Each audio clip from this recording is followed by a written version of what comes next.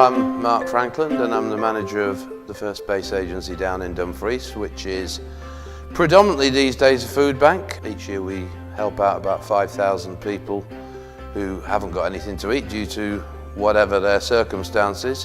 When you consider that's in a town of 50,000, it kind of shows how bad things are getting. We're going to have an awful lot of people who are going to come through our doors this winter and we haven't got the wherewithal to get through it, which is, you can probably imagine, immensely frustrating. We have become part of the welfare state. We're probably the last strand of the safety net. And what is irksome is the rest of the welfare state in Britain as a whole gets somewhere in the region of 400 billion quid a year. That's 2/3 of all government expenditure. And yet food banks receive precisely nothing. You know, we don't get any funding at all. No matter what the rights and wrongs of it are, the bankers made some horrendous mistake. It all went horribly, horribly wrong.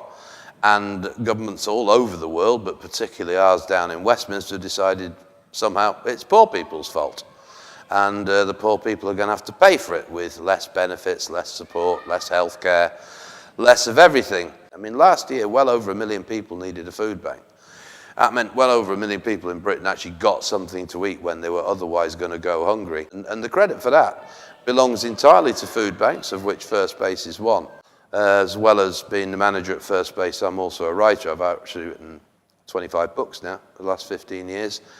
And so I thought I'd write a book and publish it. The idea I came up with is a book which I'm calling The Last Colonial War. It's set in 2030 and involves England getting very wound up with Scotland and the leader of England thinking it would make him politically rather popular if he had a quick and successful war against the old enemy. I've written this to try and raise a few quid for our food bank, which is struggling, and if you're enjoying reading the book, follow this link here. If you can help us out with a couple of quid, it is hugely appreciated.